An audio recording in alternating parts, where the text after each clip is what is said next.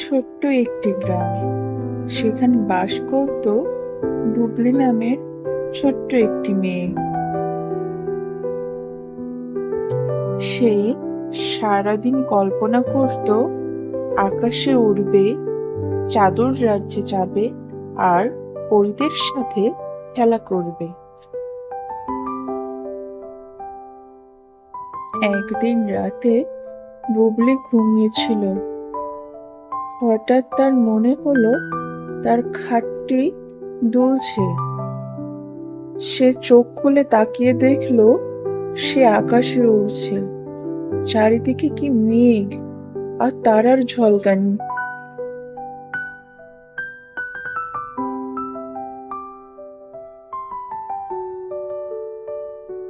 কিছু সময় পর বুবলি এসে পৌঁছালো এক অপরূপ রাজ্যে।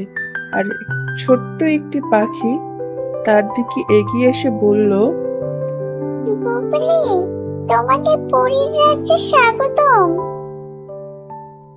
বুবলি বুঝতে পারলো সে পরীদের রাজ্যে এসে গেছে। তারপর সে সামনের দিকে আগাতে লাগলো। বুবলি যতই দেখছে ততই অবাক হচ্ছে, কারণ সেখানে ছিল চকলেটের নদী, চকলেটের পাহাড়।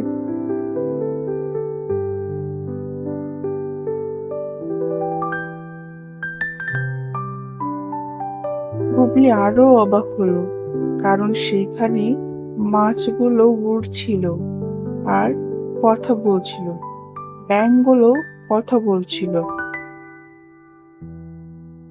তারপর সেখানে একটা পরী এসে বলল, বুবলি, স্বপ্ন দেখো বলেই তুমি এখানে এসেছো। আমাদের রাজ্যকে রক্ষা করার জন্য তোমার সাহস দরকার।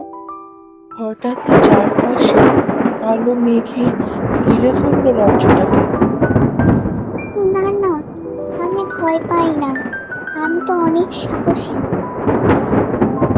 বুবলি আকাশে ছুড়ে দিল তার সাহসিকতা, আর রাজ্যটা আবার আগের মতো হয়ে গেল।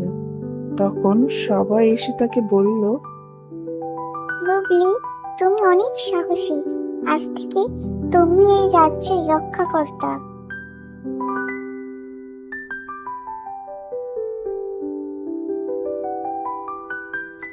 বুবলি, তুই আজ আবার স্বপ্ন দেখেছিস?